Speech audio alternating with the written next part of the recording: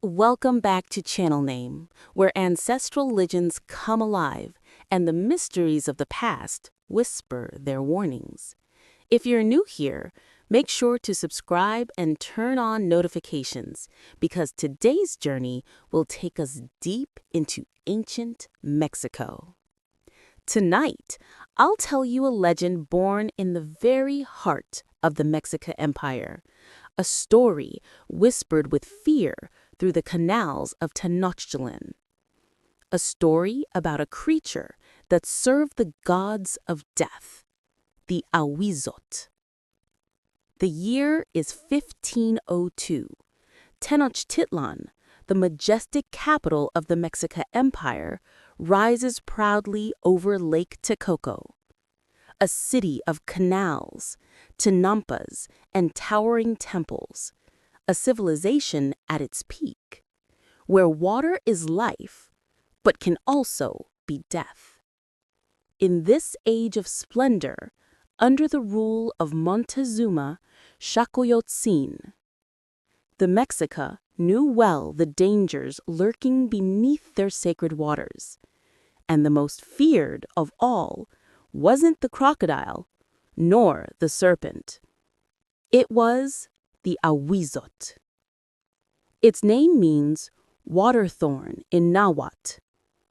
The ancient codexes describe it as a creature the size of a large dog or small wolf with dark fur shining like wet obsidian, pointed ears, lifeless black eyes. But the most terrifying part wasn't how it looked. It was its tail. At the end of its tail, it had a human hand with 5 fingers capable of grabbing, pulling, dragging victims into the depths. According to Mexica belief, the Ahuizotl served Tlaloc, god of rain, and the Tlaloques, his helpers. But it also served Mictlantecuhtli, lord of the underworld. Its purpose was to choose those destined to die by drowning, souls meant for the Tlalocan, the aquatic paradise of the gods. The creature hunted on moonless nights, in the darkest canals of the city. It imitated the cry of a baby to lure the unwary, and when someone leaned over the water, the hand at the end of its tail would grab them and drag them into the lake. 3 days later, the body would float to the surface, missing eyes, fingernails, and teeth. These were tributes delivered to Tlaloc. And everyone knew the sacred rule: never try to recover the body of an Ahuizotl victim. If you do, the creature will come for you next.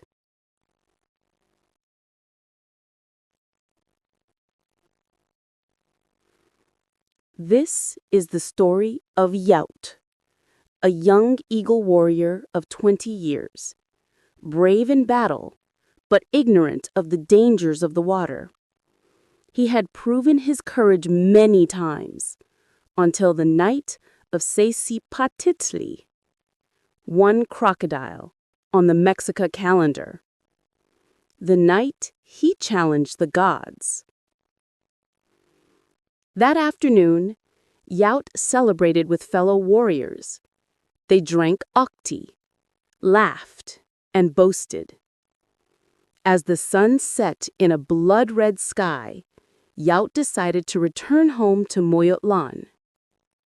To get there faster, he took his canoe despite the elders' warning never to navigate after dark. But Ahuizotl was young, fearless. The moon had not risen when he pushed his canoe into the canal. The water was still, reflecting the dying light like a dark mirror. Only his paddle broke the silence, until he heard it. A cry. A baby's cry. Weak, desperate, echoing from the shadows. He paddled toward the sound. "Is someone there?" he called. The crying stopped instantly. Silence. Then, Yout saw a shape near a chinampa. At first, he thought it was a dog, until it lifted its head. Black, empty eyes. Obscene fur. Fangs belonging to no known creature.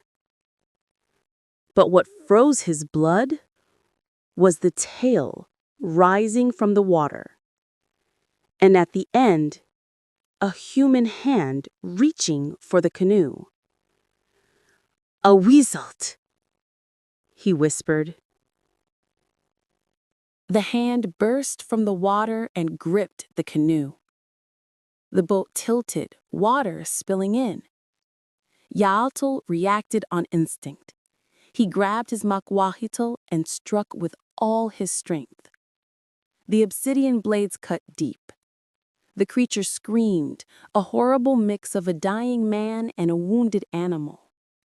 The tail recoiled, splashing violently as the creature retreated into the shadows. But its eyes remained fixed on Ahuizotl, promising revenge. He threw his paddle into the water as an offering and leapt from the canoe, swimming desperately toward the causeway. He could feel the creature behind him, searching for his legs. But the gods spared him. Or perhaps the Ahuizotl decided a warrior who spilled its blood was not the tribute Tlaloc desired that night. Ahuizotl reached the stone steps, trembling. When he looked back, his canoe was sinking, and for an instant he saw the dark silhouettes watching him from the water. He ran home, soaked and shaking. His parents recognized the terror immediately. "You were touched by the Ahuizotl," his father said. "Tomorrow we go to the temple. You must make an offering to Tlaloc, or the creature will return." And so they did. Ahuizotl offered jade, feathers, and his own blood. The priests performed rituals, burned copal, and prayed. Ahuizotl survived, but never again approached the water after dark. And every time he heard a baby crying at night, his blood froze. The legend of the Ahuizotl reminds us of a time when nature and the supernatural were one, when our ancestors knew forces beyond human understanding. Did the Ahuizotl truly exist? Chroniclers like Sahagún wrote about it. The codices depicted it. Generations feared it. Today, Tenochtitlan lies beneath Mexico City. The lakes drained, the canals dry, but the legends remain.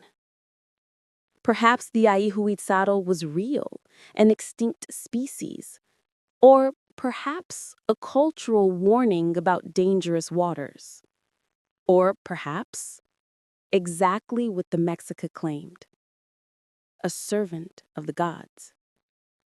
Ahuizotl lived to old age. Every year, he placed flowers in the canal where he almost died, honoring the creature that taught him even warriors must bow to mysteries greater than themselves. And you, did you know the legend of the Ahuizotl? Do you believe these ancient creatures truly existed? Let me know in the comments. If this story awakened your curiosity for Mexico's pre-Hispanic legends, leave a like and share the video. And if you haven't subscribed yet, what are you waiting for? Remember the words of the ancient Mexica. Water gives life, but it can also take it. Until next time, may the old gods protect your path.